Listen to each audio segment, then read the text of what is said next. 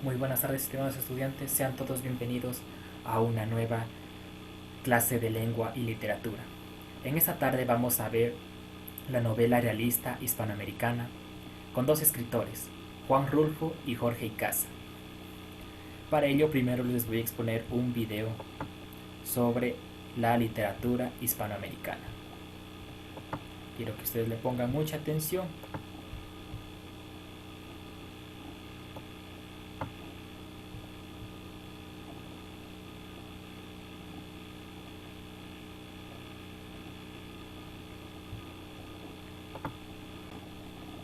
Un momentito. Sí, vamos a compartirles.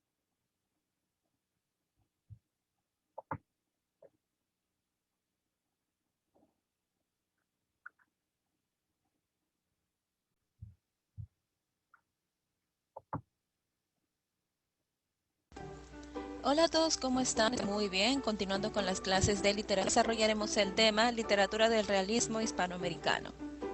Contexto histórico. Es un movimiento literario que surge a mediados del siglo XIX. El realismo surgió en una época en que Europa pasaba por un conjunto de económicas, políticas y sociales como la Revolución Francesa y tecnológico. El realismo viene a ser un movimiento literario que surge como una reacción a los del romanticismo. El realismo llega tardíamente a América a fines del siglo XIX en un ambiente de pobreza creciente y de una aristocracia decadente. Recordemos que algunos países de América acababan de salir de un periodo de guerra que ahondó sus respectivas crisis. Este fue el ambiente propicio para que el realismo se propagara rápidamente. El escritor realista era un concienzudo observador, lo cual le permitía relatar fielmente la realidad americana. La fuente de sus escritos deja de ser los sueños y sale a la calle para describir la sociedad con todas sus taras y bajezas. Su exageración da origen al naturalismo. Por lo tanto, el realismo es un movimiento literario que surge en el siglo XIX en Francia como una reacción a los principios del romanticismo. El naturalismo es su versión más exagerada. Etapas del realismo. El realismo comprende dos etapas en América. El realismo romántico. En él subsiste cierto sentimentalismo oculto a personalidades sobresalientes. Y el realismo propiamente dicho, en el cual se refleja la realidad cotidiana en la cual se da a conocer un testimonio fiel de la realidad. Tenemos por este lado dos vertientes, el realismo romántico que se enfoca más en los sentimientos y los personajes sobresalientes de la época, y por el otro lado propiamente dicho, en el cual se refleja y se enfoca en la misma realidad, dando testimonio fiel a cada hecho. Características del realismo hispanoamericano. Número 1. Los temas surgen de la vida cotidiana, lo cual era reflejado fielmente a modo de una fotografía. El realismo buscaba transmitir la realidad de aquel entonces, la situación tal cual, sin cambio alguno. Número 2. Los personajes del realismo son personas de la vida cotidiana que viven acontecimientos reales. Los personajes del realismo eran seres comunes, personas de la vida real. Por ende, se alejaron de los personajes sobrenaturales. Número 3. Los escritores reflejaban esperante. Había un afán por transformar las prácticas sociales y las formas de vida de la época. 4. Los géneros más cultivados fueron la novela, el cuento y el ensayo. Estos géneros fueron más practicados porque gracias a ellos se pudo describir y narrar cuál era la realidad de aquel entonces. Escritores hispanoamericanos. Fueron muchos los escritores que destacaron en esta corriente, pero por el momento voy a mencionar dos. Juan Montalvo, 1837-1895. Es una de las grandes figuras de la literatura ecuatoriana e hispanoamericana, poseedor de una prosa brillante. blandió su pluma enfrentándose al dictador Gabriel García Moreno, por lo que fue llamado Pluma de Fuego. Se considera que su obra Los Siete Tratados es su obra cumbre. Si tengo a Domingo Faustino Sarmiento, 1811-88. Escritor argentino, es la más alta expresión del pensamiento crítico y sociológico de su época. Su obra constituye una lucha contra la tiranía y la opresión. Dio inicio al ensayo sociológico en América. Su obra más destacada fue Civilización y Barbarie. Vida de Juan Facundo Quiroga. Bien, hasta aquí llega la clase de hoy. A continuación en la plataforma les estaré dejando unas cuantas.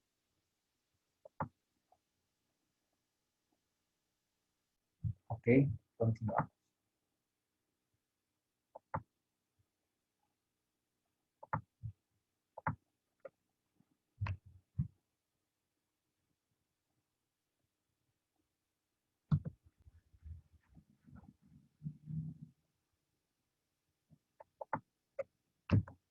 Bien, estimados estudiantes, ¿qué es lo más llamativo del video expuesto? El video mencionaba que el realismo surgió en Francia a finales del siglo XIX, como la necesidad de contar a los pueblos eh, los problemas sociales y políticos que surgían en los países, en los pueblos, en la clase social oprimida. Por esta necesidad nació lo que es la literatura realista hispanoamericana. Ok, estimados estudiantes, aquí les traigo un concepto más claro para que ustedes puedan visualizar. Que dice, es la narrativa de América Española con modelos de novela realista y naturalista del siglo XIX. Es decir, que la novela latinoamericana y la novela hispanoamericana eh, contiene esas características de novela realista y naturalista. No solo realista, sino también naturalista, con la necesidad de provocar, digamos, un sello literario distinto que sea solo para Latinoamérica. Se clasifica en dos grupos, en tres grupos: novela de la tierra, novela indigenista y novela de Revolución Mexicana. La novela de la tierra es la novela que se basa más en los aspectos de los problemas que surgen en la ciudad, la novela indigenista de los problemas que surgen en las partes eh, rurales, en la clase social baja oprimida con los indígenas.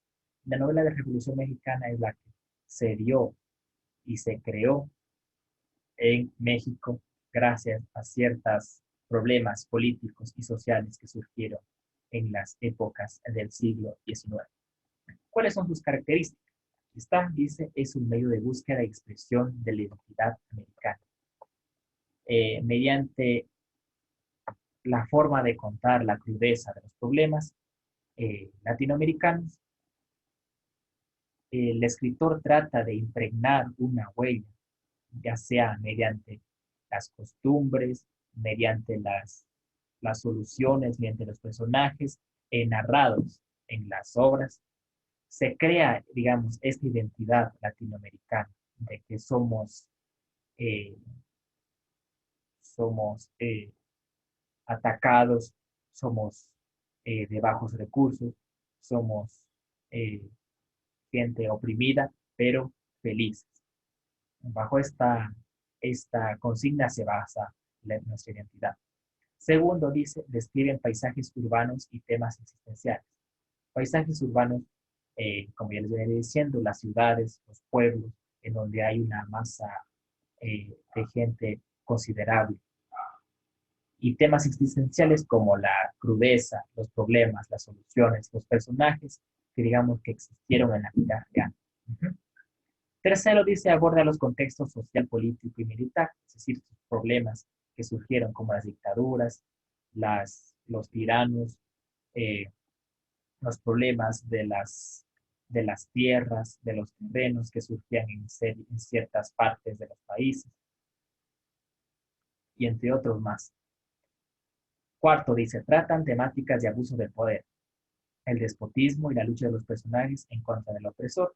Ajá. Abusos del poder, es decir, el tirano, esta imagen del tirano que trata a toda costa de oprimir al pueblo, no solo a la parte social, a la clase social baja, sino también a la mediana, que por muchas formas él trata de socavar, de beneficiarse, de crecer su poder, tanto político como económico.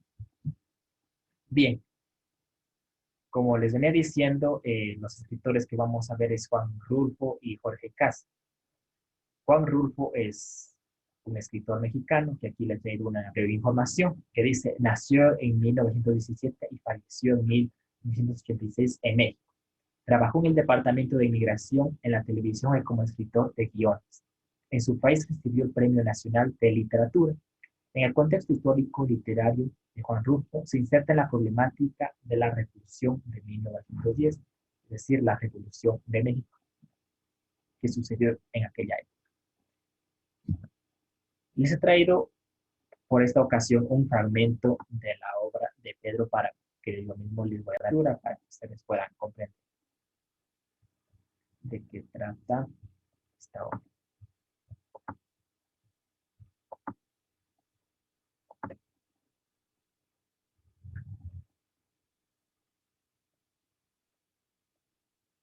Pedro Páramo, fragmento.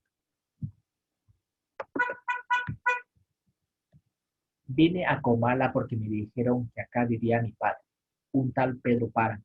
Mi madre me lo dijo y yo le prometí que vendría a verlo en cuanto ella muriera.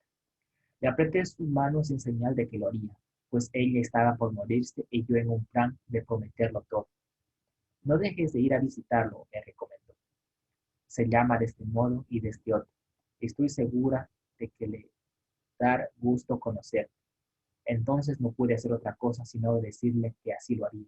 Y de tanto decírselo, pues se lo seguí diciendo aún después de que mis manos le costó trabajo zafarse de sus manos muertas. Todavía antes me había dicho, no vayas a pedirle nada, exígele lo nuestro, lo que estuvo obligado a darme y nunca me dio. El olvido en que nos tuvo, mi hijo, cóbrase, claro. Así lo haré, madre. Pero no pensé cumplir mi promesa hasta que ahora pronto comencé a llenarme de sueños, a darle vuelo a las ilusiones.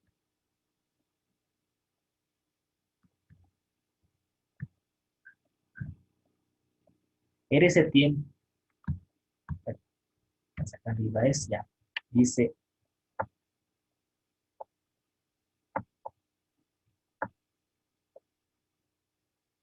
y de este modo se me fue formando un mundo alrededor de la esperanza que era aquel señor Pedro Páramo, el marido de mi madre. Por eso vine a Comala.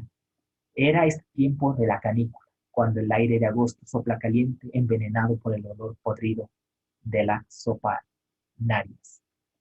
El camino subía y bajaba, sube o baja según se va o se viene. Para el que va, sube, para el que viene, baja. ¿Cómo dice usted que se llama el pueblo que se ve allá abajo? Comala, señor. ¿Está seguro que ya es Comala? Seguro, señor. ¿Y por qué se ve esto tan triste? Son los tiempos, señor.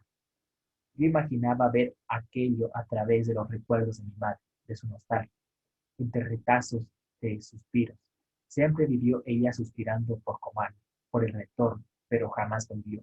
Ahora yo vengo en su lugar. Traigo los ojos con que ella miró estas cosas, porque me dio sus ojos para ver. Hay allí, pasando el puerto de los Colmontes, la vista muy hermosa y una llanura verde, algo amarilla por el maíz maduro. Desde ese lugar se ve Comala, blanqueando la tierra, iluminándola durante la noche, y su voz era secreta, casi apagada como si hablara consigo misma, mi madre. ¿Y a qué va usted a Comala, si se puede saber? Oí que me preguntaba. Voy a ver a mi padre, contesté.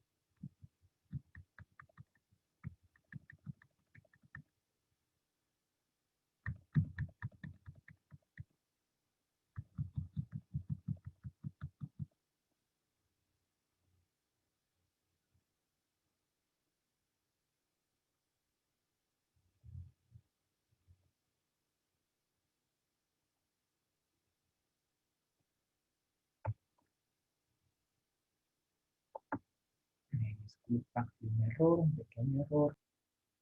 Sí, por esta.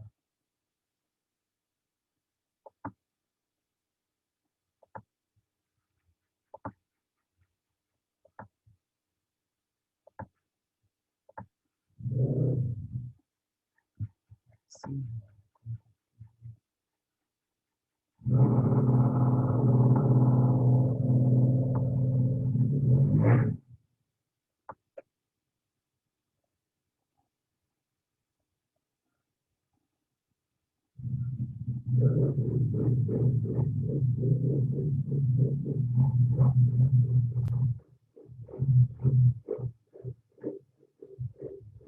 Ya.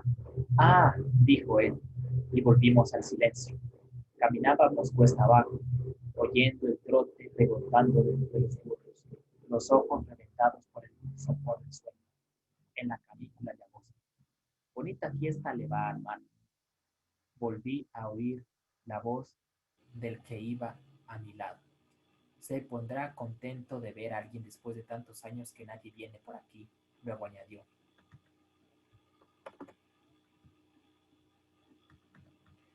Sea usted quien sea, se alegrará de verlo.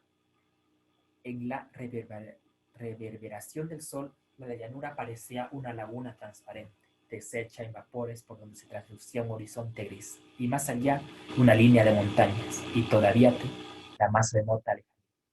¿Y qué trazas tiene su padre, si se puede saber? No lo conozco, le dije, solo sé que se llama.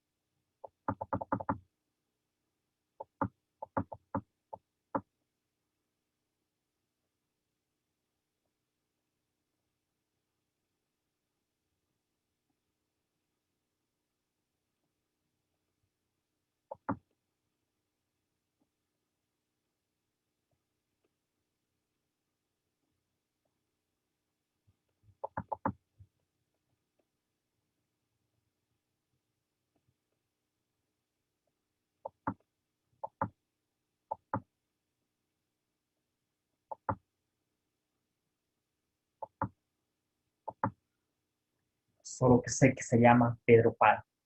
Ah, vaya, sí, así me dijeron que se llamaba. Oí otra vez el A de la riera. Me había topado con él en los encuentros donde se cruzaban varios caminos. Me estuve allí esperando hasta que al fin apareció este hombre. ¿A dónde va usted? Le pregunté. Voy para abajo, señor. ¿Conoce un lugar llamado Comala? Para allá mismo voy. Y lo seguí. Fui atrás, él tratando de emparejarme a su paso, hasta que apareció darse cuenta de que lo seguía, disminuyó la prisa de su carne.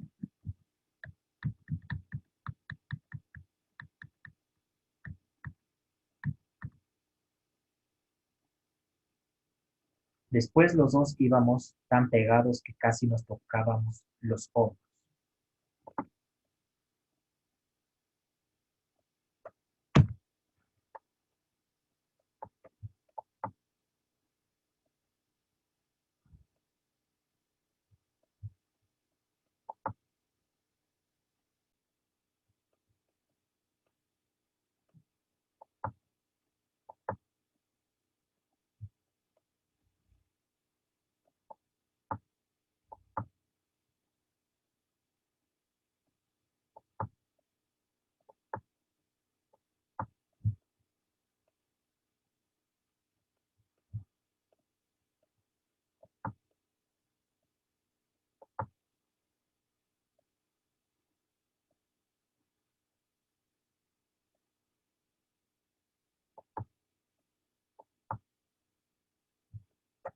Yo también soy hijo.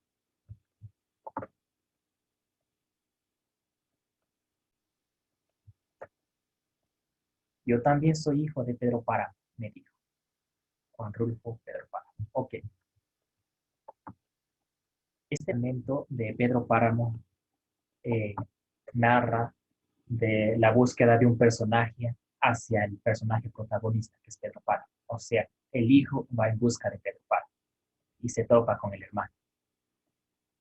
Ese pequeño fragmento narra la trayectoria más sutil, más cruda, más fiel posible, ¿no?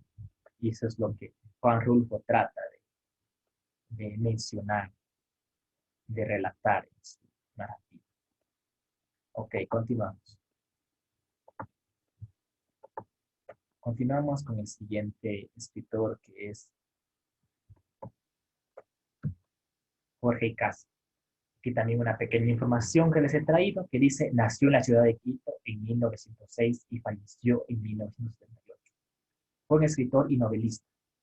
Su infancia transcurrió en el latifundio de su tío, donde entró en contacto con la realidad social ecuatoriana que marcó toda su obra.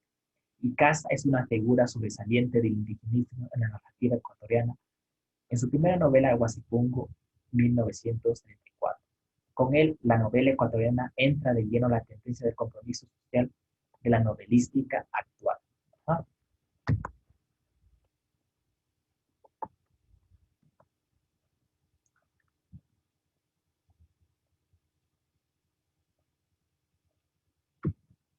Bien, por esta ocasión vamos a leer un fragmento del Guasipungo que ahora mismo les voy a compartir.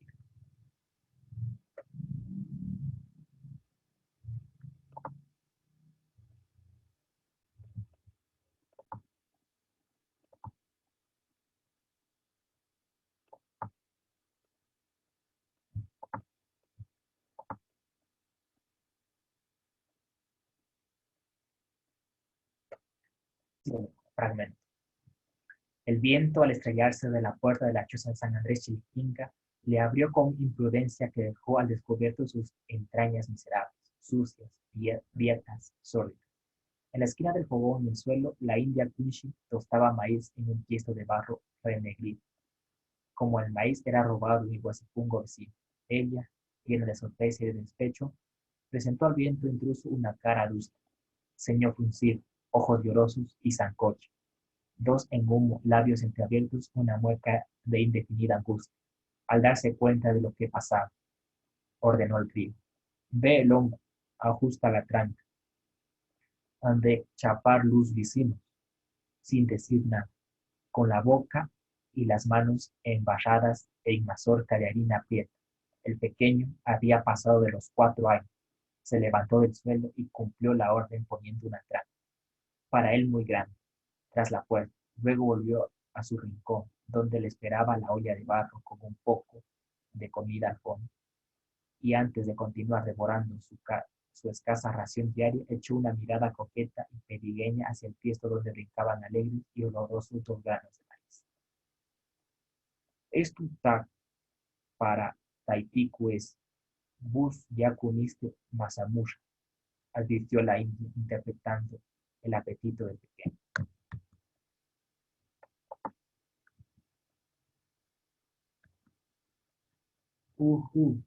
Espera no más. Unitis hemos de subar a Taquita.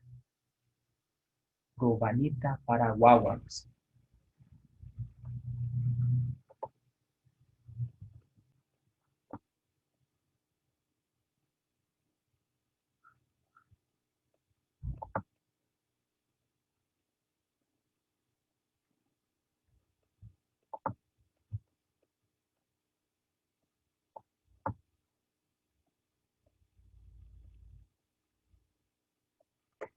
A pesar de esperanza, el rapaz colgó la jeta y, sin más preámbulos, se acurrucó en el suelo, puso la olla entre las piernas y terminó su mazamorra. Después de hablar con los compañeros de la ladera del Cerro Mayor, donde el hambre y las necesidades de la vida se volvían cada vez más duras y urgentes. En esa zona se amontonaban en cuevas o en chozas improvisadas las familias de los guasipungueros, desplazados de las orillas. El cojo Andrés Chiliquinga descendió por el Chaquiñán. Es de anotar que los indios que quedaron sin Guasipungo por la creciente y toda la peonada de la hacienda, unos con amargura, otros con ilusión ingenua, esperaban los socorros que el amo o el administrador o el arrendatario de las tierras de siempre tenían por costumbre repartir después de las cosechas. ¿Será para el día de Santito Grande? ¿Será para el domingo? ¿Será para la fiesta de Mamá Virgen?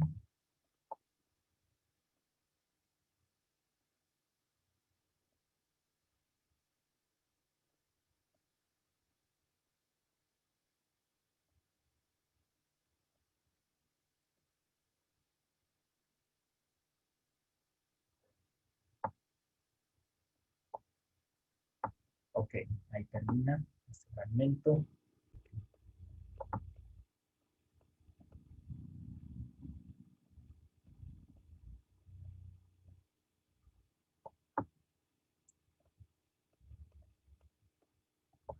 Bien, este fragmento del Guasipungo narra el momento, la ocasión en que la esposa de Andrés Chiliquinga está tostando un maíz robado del Guasipungo de Alá. Los Guasipungos eran eh, espacios de tierras en la que los indios iban a trabajar. Estos indios eran sobre todo explotados. Cierto porcentaje mayor trabajaban para el patrón y el resto, lo que sobraba, era para él. Y así ellos vivían entre las necesidades y las carencias. Es una, la novela de Guasipungo es una obra súper atrapante, súper como una emoción y una crudeza súper impactante. Ok, estimados estudiantes, una vez de que hemos leído los fragmentos, hemos visto los conceptos y el video, quiero que ustedes me construyan un concepto de 4 líneas sobre la novela realista hispanoamericana. Para esta actividad tienen 5 minutos. Empieza el tiempo desde ahora.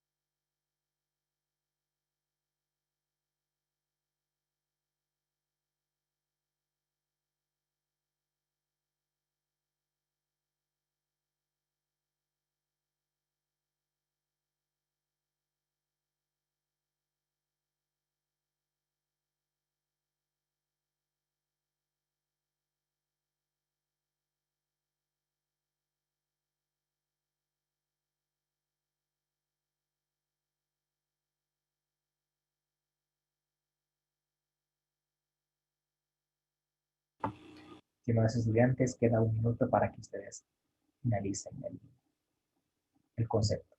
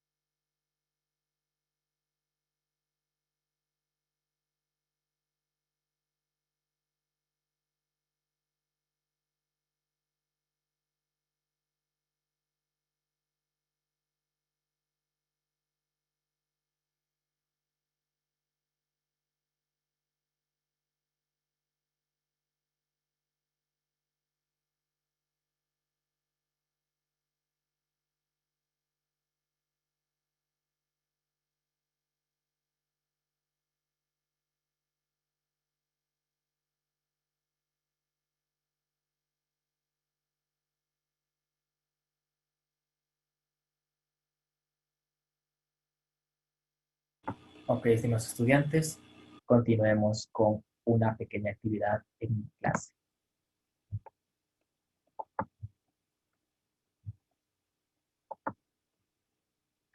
Que dice, menciona las características de la novela realista hispanoamericana y hable sobre una de ellas. Ok, las características de la novela hispanoamericana se la voy a resumir en tres. Primero era la búsqueda de identidad. Segundo era que abordaban temas de las ciudades, temas existenciales, temas de los pueblos. Y el tercero era de que abordaba problemas políticos, sociales y militares.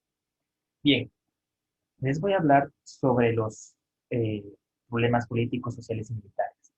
Los escritores sintieron esa necesidad, ese, esa forma de tratar de denunciar hacia las autoridades políticas, ya que a veces no había formas o medios para hacerlo. Fue así de que los escritores empezaron a ver, a, a crear estas formas, que era la narrativa, mediante, ya sea mediante cuentos, mediante novelas, eh, de forma de carácter realista. Eh, los problemas sociales eran más o menos las faltas, las carencias de ciertos medios, de ciertas necesidades básicas, eh, de ciertos problemas de los terrenos, cosas de esa índole. Los problemas políticos eran las dictaduras, los tiranos que se aprovechaban del pueblo, del Estado, que explotaban a sus trabajadores con la intención de crear eh, o de beneficiarse, de hacer crecer su economía hacia algo más grande, hacia algo superior, ¿no? Y los problemas militares eran, sobre todo en el caso, digamos, de las dictaduras, los problemas militares se daban cuando el, el poder del ejército trataba de oprimir al Estado, ya sea por cualquier ocasión, por cualquier eh, situaciones que se presentaban. Es decir, si el pueblo trataba de expresarse, de, de derrocar al tirano, el ejército incluía ahí. Es decir, que trataba de socavarlo al Estado para que no interrumpiera a la autoridad política. Es así como se daban esos problemas militares. Y a veces el ejército, los militares iban a veces en ciertas ocasiones en contra del, de la autoridad política, del superior político. Es así como se narran estas novelas hispanoamericanas de realismo. Ok, estimados estudiantes. Veo que ustedes han aprendido mucho, han, han puesto de su parte para aprender algo nuevo sobre la literatura hispanoamericana realista. Y eso está muy bien. Hay obras, sobre todo de contexto ecuatoriano, que son de carácter realista. Uno de ellos está Es la novela de Joaquín Gallego Lara que se llama Los pies sobre el agua, que es súper impactante a sí mismo, súper llamativa.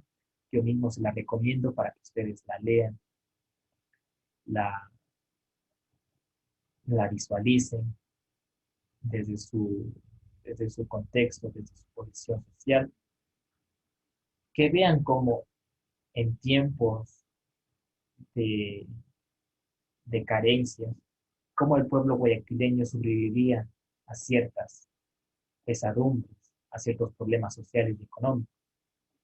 Esta novela, La Cruz sobre el agua, trata de de la huelga que había en aquella época, si no mal recuerdo, era de 1800 y algo por ahí, que se dio esta huelga, el proletariado, que los precios del cacao y los precios de la mano de obra eran súper bajos. Fue cuando la autoridad política mandó al ejército a que poniera orden a estas huelgas del Estado. Aquellas personas que murieron ahí fueron lanzadas al río. Sobre todo los personajes, son dos personajes súper importantes que por el momento no los recuerdo, que narran que uno de ellos muere. Trágicamente muere por esas huelgas, porque estaba formando parte de esos problemas que se, digamos, no de esos problemas, formaba parte de las personas afectadas de esos problemas económicos. Igualmente es súper impactante esa obra. Al final no se los voy a contar porque quiero que ustedes mismos la lean. Otra obra que también es impactante a sí mismo, de estilo realista, es eh, las obras de Pablo Palaz. La obra es la de Un hombre muerto a puntapiés. Esta trata sobre el contexto de-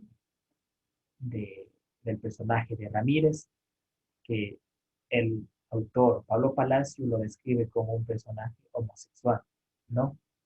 Que en cierta ocasión, por tratar de pedirle un cigarro a un niño y tratar de abusar de él de forma sexual, este es apresado, es violentado de forma física por el padre de este niño, ¿no? Es así como se narra. Es más, está también enfocado desde un contexto policial, porque narra desde el aspecto de otro personaje, desde un narrador, se podría decir, desde un narrador omnisciente, más o menos, que trata sobre descubrir cuál en sí, por qué o por qué se da esta riña, esta violencia física, y por qué el agresor acude de esta manera para tratar de salvarlo al niño, ¿no? Es así como se narra estas obras realistas. Pablo Palacio es un escritor lojano que sobre todo yo desde mi parte se lo recomiendo mucho que lo lean. Tienen, no solo tiene obras, sino también tiene cuentos cortos como el de Señora, como el de El antropófago, eh, el antropófago, si no mal recuerdo, también tiene otro que se llama El frío, que así mismo es del contexto realista. Esto es todo, estimados estudiantes, eh, en cuanto al tema del realismo hispanoamericano. Muy bien, estimados estudiantes, como actividades de la clase, les dejo que consulten 5 obras de narrativa de cada grupo de realismo hispanoamericano. Deban consultar cinco obras de- sobre los problemas de las tierras, 5 obras sobre solo los nombres, no me van a imprimir todo, sino las obras, y si ustedes desean, un fragmento. Entonces, 5 obras sobre la novela de las tierras, 5 obras sobre la Revolución Mexicana y 5 obras, si no mal recuerdo, sobre los problemas urbanos, lo que aquí estaba anteriormente les expuse.